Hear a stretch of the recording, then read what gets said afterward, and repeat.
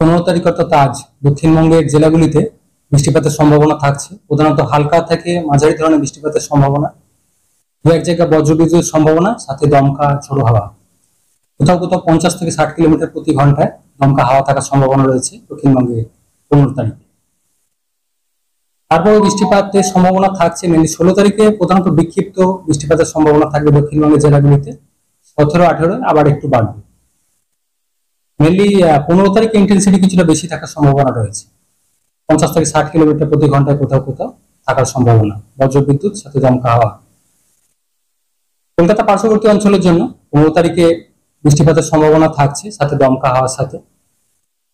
16 তারিখে প্রথমত বিক্ষিপ্ত বৃষ্টিপাতের সম্ভাবনা কলকাতার ক্ষেত্রে। 17, 18 তারিখে আবার বৃষ্টিপাতের সম্ভাবনা বাড়ছে, অর্থাৎ 15 তারিখে যথেষ্ট সম্ভাবনা রয়েছে কলকাতা পার্শ্ববর্তী অঞ্চলের জন্য। তাপমাত্রা আগামী দুদিনে খুব একটা চেঞ্জ নেই দিনের তাপমাত্রা। তারপর পরবর্তী 3 দিনে দিনের তাপমাত্রা কিছুটা কমে 2 থেকে 3 ডিগ্রি মতো কমার সম্ভাবনা থাকবে।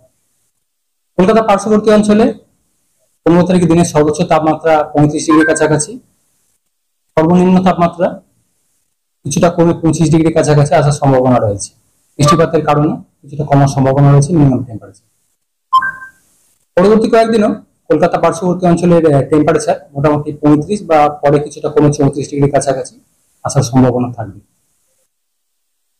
উত্তরবঙ্গের ক্ষেত্রে বৃষ্টিপাতের পরিমাণ কিছুটা বেশি থাকার সম্ভাবনা রয়েছে উত্তরবঙ্গের উত্তরের জেলাগুলো, অর্থাৎ দার্জিলিং, কালিম্পং, জলপাইগুড়ি, কোচবিহার, আলিপুরদুয়ার। এই জেলাগুলো দু এক জায়গায় বজ্রবিদ্যুৎ সহ বৃষ্টিপাত, সেই সাথে দু এক জায়গায় ভারী বৃষ্টির সম্ভাবনা রয়েছে। অর্থাৎ বৃষ্টিপাতের পরিমাণ বেশি থাকবে উত্তরবঙ্গের উত্তরের জেলাগুলো আগামী 4-5 দিন। মালদা, 2 দিনাজপুর এই জেলাগুলোতেও প্রধানত বৃষ্টিপাতের সম্ভাবনা থাকবে কিছুটা দমকা হাওয়ার সাথে। উত্তর দিনাজপুর সাইডেও কিছুটা ভারী বৃষ্টির সম্ভাবনা থাকবে মেনলি 17 থেকে 19 তারিখের মধ্যে। অর্থাৎ প্রভাবটা বেশি থাকবে উত্তরবঙ্গের উত্তরের 5 জেলা, সেই সাথে নর্থ দিনাজপুর এই জেলাগুলিতে।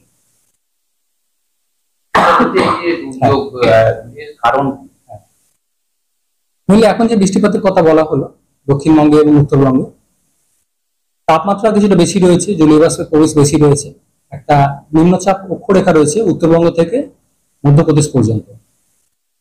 এর প্রভাবেই এই থান্ডারস্টর্ম অ্যাক্টিভিটির কারণে বৃষ্টিপাতের সম্ভাবনা তৈরি হয়েছে। বর্ষা 13 তারিখে দক্ষিণ আন্দামান সাগরে কিছুটা অংশে প্রবেশ করেছে এবং আরো আন্দামান সাগরের আন্দামান আইল্যান্ডে বাকিটা পোর্শনও আগামী 3-4 দিনের মধ্যে বর্ষা অগ্রসর হওয়ার সম্ভাবনা থাকবে।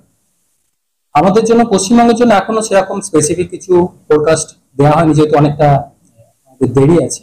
ফলে পশ্চিমবঙ্গ স্পেসিফিক বর্ষার ফোরকাস্ট পরে দেওয়া হবে, পরে জানানো হবে। কলকাতা পার্শ্ববর্তী অঞ্চলে বৃষ্টিপাতের সম্ভাবনা থাকছে 15 তারিখে, দমকা হাওয়া সহ হালকা থেকে মাঝারি ধরনের বৃষ্টিপাতের সম্ভাবনা 15 তারিখে।